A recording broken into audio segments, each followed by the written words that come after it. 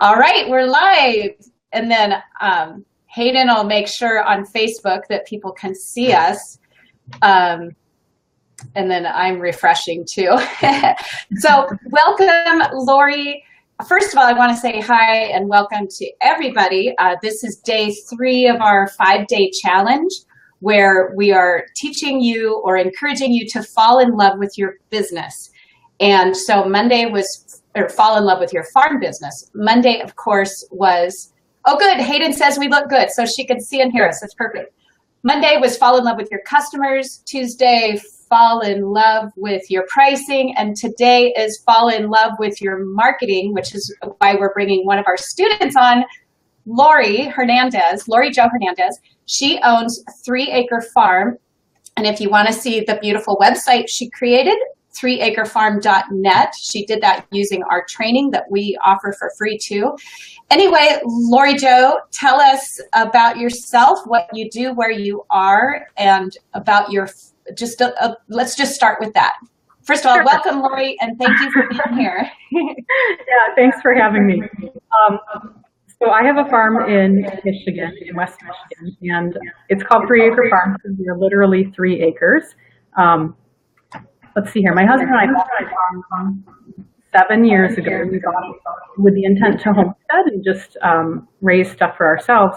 And then about 2 years ago, I had so much that I started selling on a roadside stand. And the response was amazing. People just started coming out, and it was great. And last fall, I decided I want to try taking this to the next level and trying to actually have a real farm business and see how that works out. And so I talked to Karen Ewing, who is Woodbridge Dairy Farm. She's on this class too. And she told me about this class, 3 Cow Marketing, and I signed up last October. And if I hadn't taken this class, I don't think I would have a real farm. So on our farm, we raise produce. I do plant starts, tomato and pepper plants for people's gardens. And we did cut flowers last year, and we're expanding our cut flower operation this year, actually tripling our farm production. So that will be fun. I don't know how that's going to work out. But yeah, so that's where we're at. So we've kind of been farming on the side for the last 2 or 3 years, and now we're taking the big jump to actually being a real farm business, trying to make a profit. And I'm so thankful that I took this class to help me figure out how to actually make a profit. Awesome, thank you. And I just want to mention that Hayden says the connection's going in and out on year end, but no. That's okay. At this point, there's nothing we can do about it. Everyone will know we're using a technology that when it allows us both to be on there, it just uses more bandwidth and it's more difficult. So we will just go ahead doing the best we can today, and maybe the recording will be better. And if not, I don't know, maybe we'll figure something else out for the future. They're creating new technology all the time. Right. Okay, now Debbie says the audio is okay now. I think my audio is better, so maybe when I'm talking it's better. But for any of you who missed that, Lori has a flower farm called 3 Acre Farm, 3acrefarm.net if you want to see her, in Michigan. And she's sharing her business with us today. But just in case they understand me more than you, I might try to repeat a little bit about what you say. So when you and I met 6 months ago or so, you didn't. When did you? You didn't have a farm then, or you had not made the decision to go to try to turn it into a business. So. Besides making money, of course, what made you decide that you could sell flowers? Because you also have 5 children, right? Is that just 2? Oh, you have 2 children. Yeah. Oh, I added a few in there. Oh, that's fine. Just 2. Well, 2, 5. Yeah. Anyway, you're a busy mom. Yeah. But maybe try talking a little slower. I don't know if that will help. And let us know what made you decide that you could turn this into a business. Okay, so on our farm stand, we were selling produce and flowers. And when we would have people come to buy the flowers, people just loved it. They went crazy for them. They were passionate. And the people that came to our farm to buy flowers, I connected with them. I loved hanging out with them. And they loved us. They loved our farm. And they would keep asking us, when will you have more for sale? And so that just showed me there was a need that people wanted to connect one-on-one with a farmer, and that they were looking for entertainment. They were looking for beauty. They were looking for joy. I mean, life is hard, and people want pretty things that will make them feel better, and we could provide that. That is so cool, especially that you recognized, because sometimes as farmers we get caught up in our product, like meat, or flowers. Like I have lots of flowers to sell, and you recognized early on that it was not about the flowers as much as the getting out of the house to connect with other people and some entertainment because they're stuck inside. We talked about that on a different post. Right. So then I know that, of course, I am always harping on and teaching relationship building, and relationship building is the key to marketing. And I remember in the course, you at first had just a self-serve stand, and then you realized that to build relationship, to make those sales in order to be around to serve your customers, you were toying with the idea of maybe meet the farmer Laurie would be at the stand for a couple hours on Saturday. Where did you end up with that? Because I haven't caught up with you. How often do you get out there to connect in person with your customers? And what's that doing? What do you notice about that? Well, last year it was just random. I mean, I'm outside most of the time. So if I saw people come to the stand, I would drop whatever I was doing and go up there and say hi to them. And while I would sometimes get resentful saying, I got to work, I need to be picking flowers, I can't spend time with my customers here, I got to work. I would sell so much more when I went up there to talk to people and converse with them, and I could guide them and say, oh, you would really like to buy this too. And they would come back because I stopped. I took the time to get to know them, to remember their name, what they liked, and people really appreciated that. And that was a big tip off to me that people are looking for more than just a product. They're looking for connection. And you had asked a little bit ahead of time here to talk about before and after, what my farm looked like before the class and after. And before the class, I would take pictures of my stuff and put it on Facebook. And I would basically beg people, come buy our stuff. And I had someone very nicely tell me on Facebook, they said, maybe you should get a different Facebook page for selling your stuff. And, we're kind of sick of seeing this all the time. And at that time, I didn't know that Facebook wasn't really for selling. But looking back, the pictures that I had put of me with flowers, people were super engaged. But as soon as you're telling people, come buy this, come buy that, they get really turned off. And so that's what the class helped me learn, is that my farm is about creating relationships with people, not just shoving my products in their face, because they don't want that. But if you tell stories, if you engage them, you inspire them, they are excited and they want to come back and they want to know more. And so that's what I've really, really learned from this class. That's a great story. Oops, is that your audio? I can hear it echo.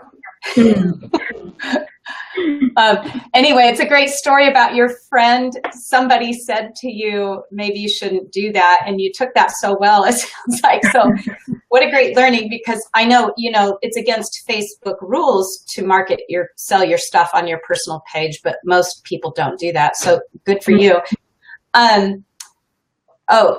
Hayden says, now it's my sound. Well, I just want everyone to bear with us because this is a new technology just created. It's still in beta testing, and it allows us to do a side-by-side live interview without being in person or together, because Laurie is in Michigan and I'm in Oregon, but maybe talking slowly will help. So one thing you just said is once you realized that you didn't have to just say, buy my flowers, but instead it was more important to inspire them and those things. What are some things you're doing to inspire your customers that without saying, buy my flowers, but then it turns into sales? What are those, what are you doing to inspire them? A lot of it is photography. Flowers are very visual, and for other people, other farmers, your produce or your animals, people love seeing pictures of farm products, whether it's flowers or vegetables or animals. So I take a lot of pictures. I sometimes find quotes that I find inspiring to go with them.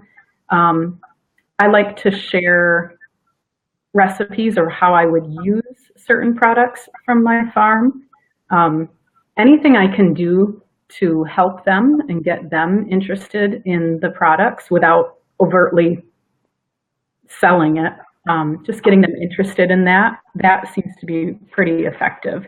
In my previous life, before I was a farmer, I was a teacher, and I love sharing ideas and information and helping people. Like that's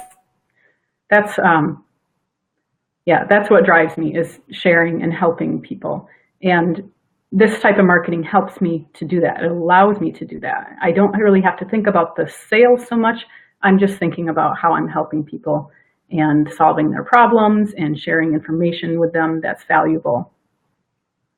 Amazing. And then that naturally turns into them wanting to support your farm. So. Right. It's a really natural process. It doesn't feel hard. And I think that's why I said this method of marketing is fun.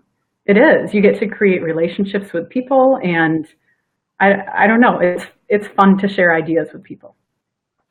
Well, and that's something I know when you first started, it wasn't fun for you. And at some point in the last 6 months, you were like, oh, wow, I find marketing fun now. It's fun to think of my customers' problems. What changed for you there? I think before I was scared to put myself out there, I thought, who would buy from me? But I think it was that just seeing my customers as someone that I want to have a real relationship with, and I want to have an ongoing relationship with them, that made it not so scary. So now I thought, these are just people, they're my customers. I don't really have to be super threatened by this anymore.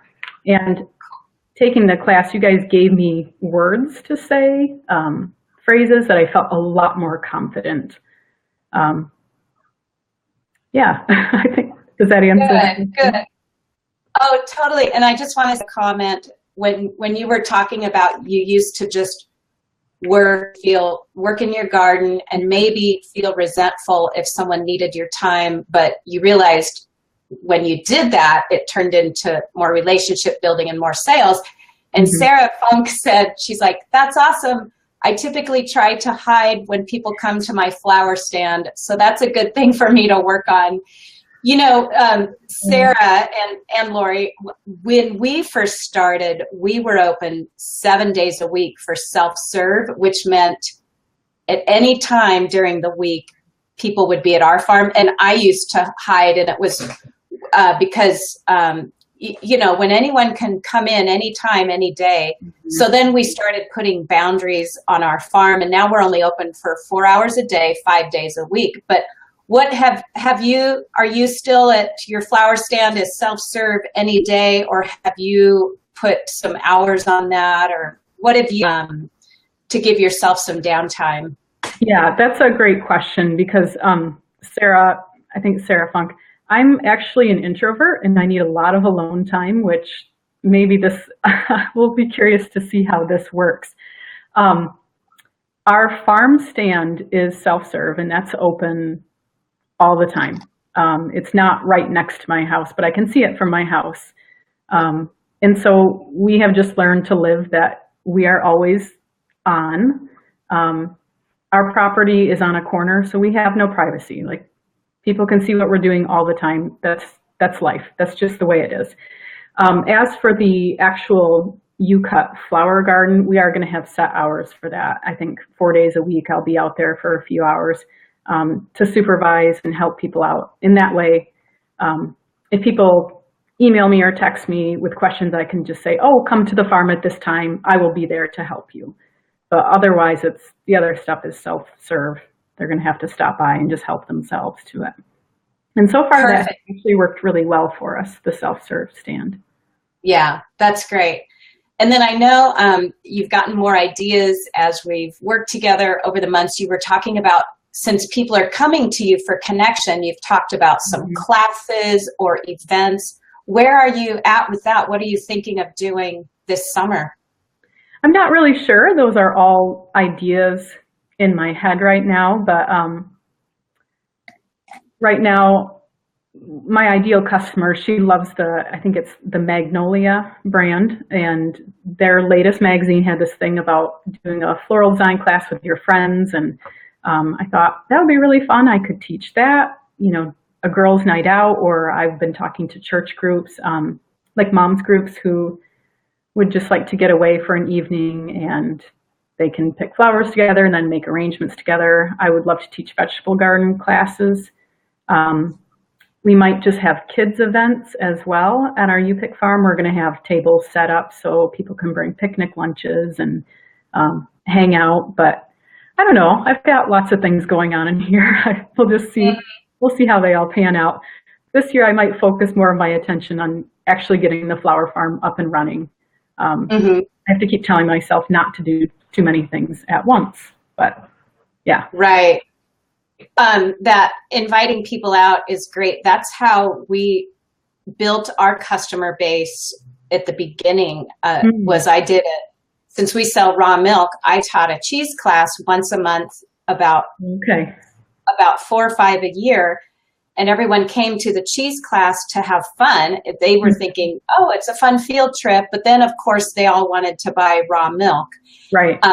And classes are a lot of work, so we don't do them anymore because we've expanded. But that was responsible for building our very loyal customer base at the beginning, because not only did they just hear from me, like, oh, she has raw milk for sale, they got to spend 3 hours with me, and they would do that with you in your flower arranging class and really get to know you, and then they want to come back. So and then I just interviewed Stephanie Norton a couple weeks ago in her garden in San Diego. Yeah. And she does once a month, she has an open garden for 2 hours on Saturdays. And people come and they tour the garden and they buy and all that. And it's the same thing. She's building community. And then when they have that relationship, they want to get up and on a Saturday and think, oh, let's drive out to Laurie's. We took that class a couple of weeks ago. So I'm really excited. I hope you try that this summer, because it's really, really powerful when you get people together in person. Right. And not just to sell to them, but to give to them and be a place for them to connect. So I was kind of tipped off to that because we have goats and chickens and assorted farm critters. And last summer, most of my friends are mothers with young children, and I would get people calling me, once or twice a week. I would get people saying, can we bring our kids over and just see the animals and see the gardens? Like, people love coming to our farm just for informal tours. So I think I will make formal tours that I would charge for. And I think people would come and, they come for the tour and then they go to the farm stand and, they like to go home with a souvenir. So we had to go to doing that too, because as you grow, I think the same thing will happen. You start getting those emails every day. Right. Of we want to stop by, and then you can't manage it anymore. So we did the same thing where we ended up having 1 day a month where we do a tour, and adults pay and kids are free. And then when we get all those phone calls during the week and emails of, can we come pet the goats? We say, you sure can. Saturday, June 20th is our next tour, and we'll see you then. Yeah. I'm writing it down. I know. And again, it really, it really continues to grow our customer base, because it's funny that people might not drive to your farm to buy a bouquet, but they would drive to your farm to bring their kids to see the goats and then spend $25 or $50 while they're there and then come back, because you gave them that experience. Exactly. Yeah. Well, Monday I talked in my live video, and again, I don't know how good the sound is, but we're just going to keep talking and we'll check it out later. Monday I talked about how important it is to identify who it is you're selling to. You're not just growing flowers for random people. So over the months, how have you narrowed down who you're selling to, and who is it? Give me an update, because I can't remember specifically, but who is your ideal customer and why?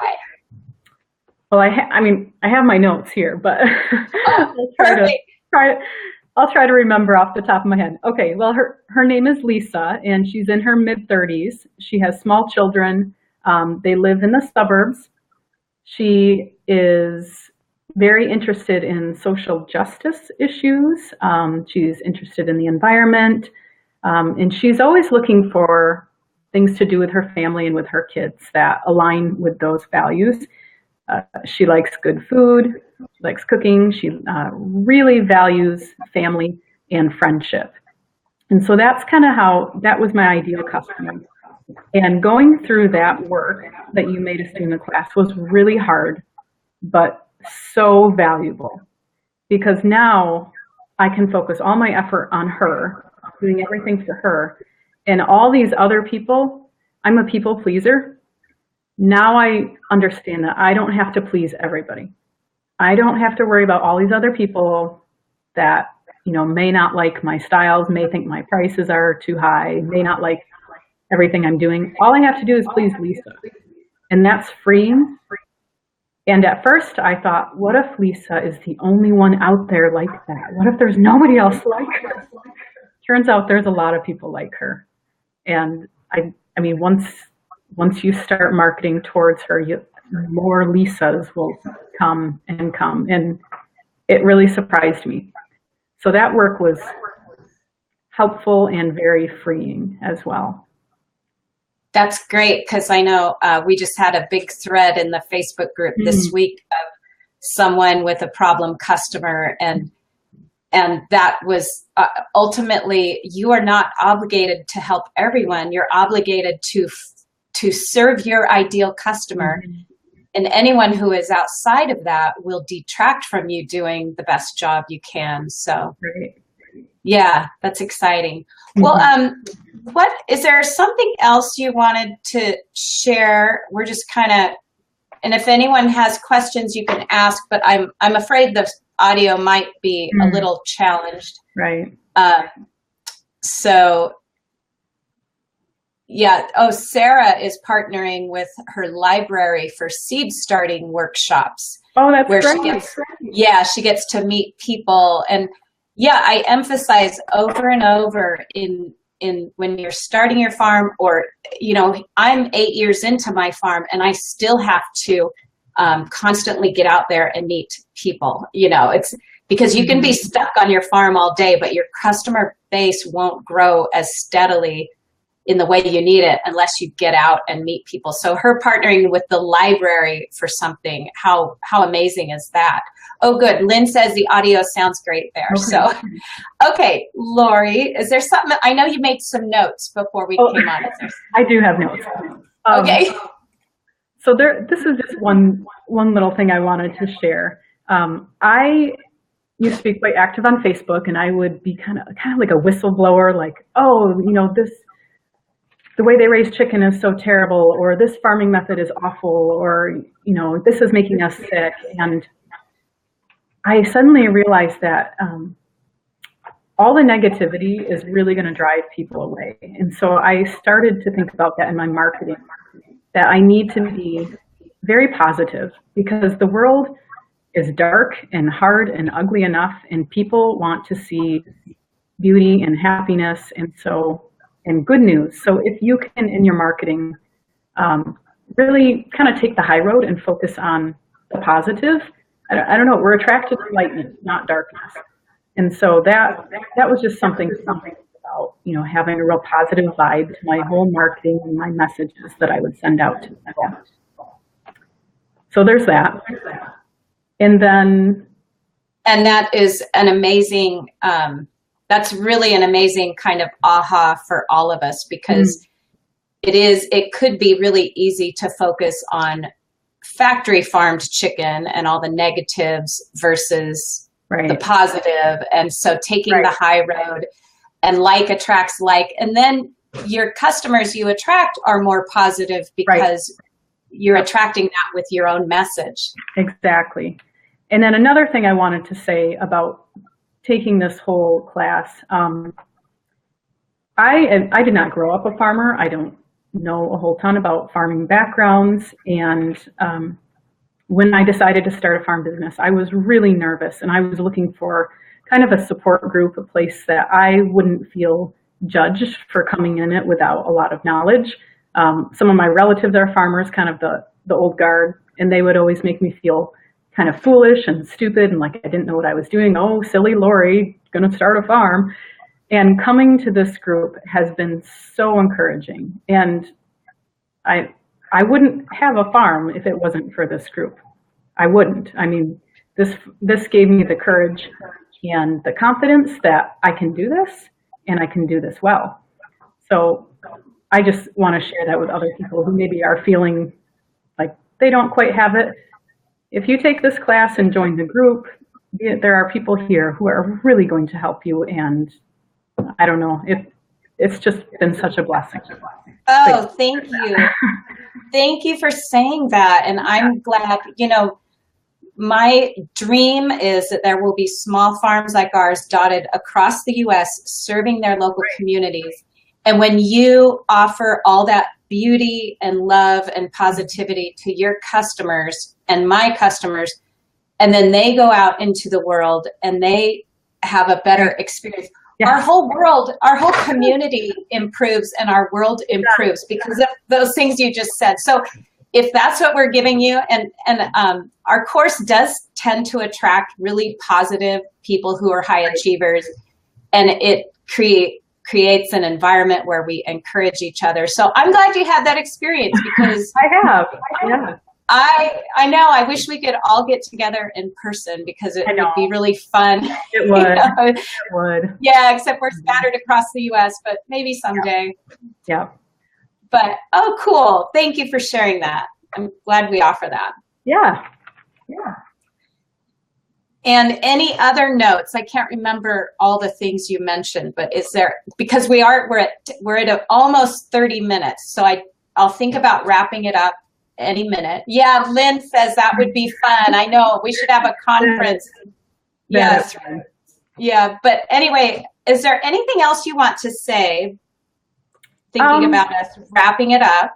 Yeah, just wrapping it up. I would say a couple of years ago, I sat down and just kind of thought about life goals and what I wanted to do. And I asked this really deep question, at the end of my life, what do I want to be known for? What do I want people to say about me? And what I came up with is I want people to talk to me as, I was someone who lived and loved passionately, someone who served and loved to share with others. And this marketing method helps me to live into those life values. It helps me to serve, helps me to share, it helps me to love and have passion. And I feel like it aligns so well with my personality, the way I operate, and I think it aligns with the way my customer operates as well. So, I mean, we're here to talk about marketing, and this marketing is fun. It's not scary or sleazy or anything like that. It's fun, it's deep, it's from the heart, like the title of the class. But yeah, I'm glad you changed it.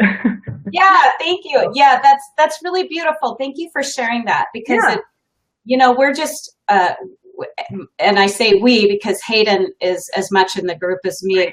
We just show up and share what works for us, and so many amazing people are attracted to that way. And when we all run our farms this way, it's just a wonderful group. Yeah. So Yeah. Thank you for that. Well, it's been about 30 minutes, and Sarah says, yep, she doesn't feel like she's scamming people when she follows our marketing methods. So that's so cool to hear. Great. And I just want to let everyone know that Lori Hernandez is one of our students, and you can find her at 3acrefarm.net, and she's in Michigan. She's also very active in our Profitable Farm Facebook group and also in our private group for the course. And you have so much great advice and encouragement. And you're such a great example of doing just that. Your life is completely aligned with your values, your farm, your business, raising your kids, your family, everything.